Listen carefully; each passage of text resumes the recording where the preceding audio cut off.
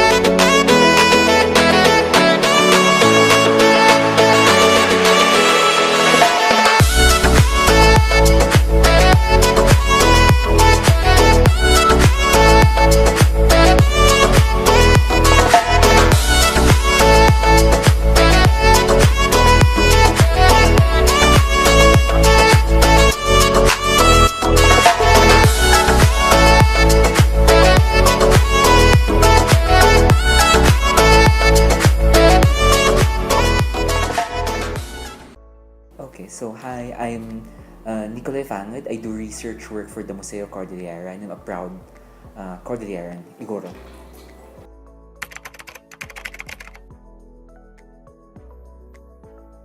Well, the culture of the Cordilleras of the people of the Cordilleras is quite unique compared to those of other ethno-linguistic groups here in the Philippines. Of course, this difference was shaped by the unique historical experience of the Cordilleras. Uh, um, Specifically, the ability of the ancestors of the Cordillerans to resist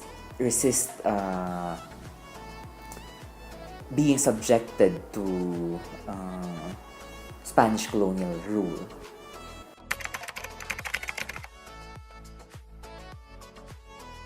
In the Philippines. Okay, so how is it different?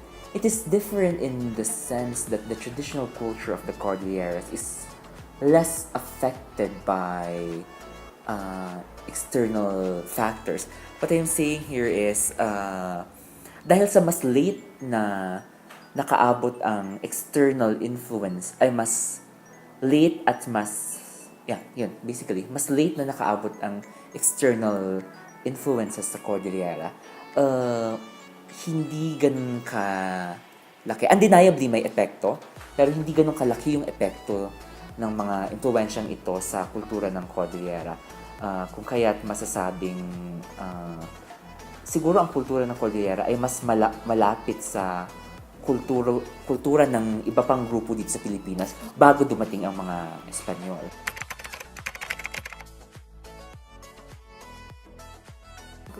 What is the feeling? Of course, there's a certain feeling of pride, of course. Pride for our ancestors' assertion of their desire to be independent and not subjected to the control of outsiders.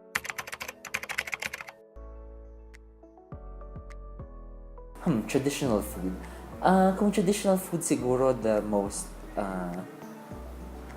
easiest and most, hindi siya totally foreign to, the food that would not be totally foreign to someone who's not from the Cordilleras would probably be, and this would be quite common, many Cordilleras probably say this, it would probably be the pinikpikan, which is simple chicken broth, which is very much similar to the tinolas of the Philippine lowland settlements, just made different by the manner in which the chicken is prepared, and of course the traditional ritual value of the preparation of pinikpikan.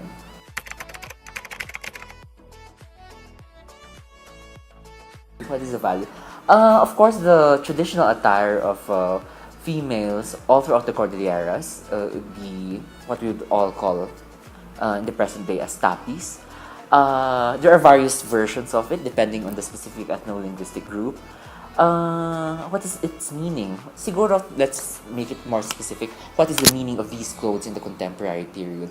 Of course, these two items are badges of identity. It is one way. It is a very visual. These items are very visual. We can see them. So they are one way of representing the people of the Cordilleras and the traditional lifestyle that they had. These items, these two ways of clothing, was very practical for their traditional way of living, which mainly evolved around agriculture. Of course, in the present day, it is only reserved for use during certain special and ritual occasions. Nonetheless, it still serves its purpose as a symbol, as one way of representing the people of the Cordilleras.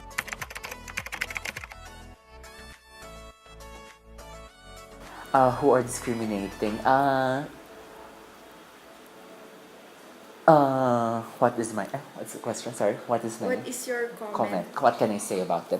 What can I say about them is, well, you probably need to read more you probably need to read more. And if you read more about it, especially if you're a Filipino, you'll probably realize that the traditional way of clothing of other ethno-linguistic groups here in the Philippines before the arrival of the Spaniards, it's very much similar to that.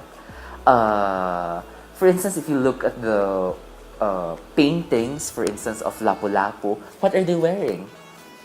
He's wearing a bahag. So, instead of looking at it actually, of looking at the bahag and then the tapis as something very different, actually we can look at it more positively as one link between the people of the Philippines, the entire people of between all the people here in the Philippines. Because this one, the tapis and the bahag, very near dyan talaga yung traditional na suot din ng ibang grupo dito sa Pilipinas. Although of course there are just within the Cordilleras nga, there are various versions of it. Of course, the other areas also had their own unique version. Pero in form, it's very much similar. So, thank you. Thank you very much. Thank you po for participating in our interview. You're Thank most you. welcome. I am a proud Cordillera.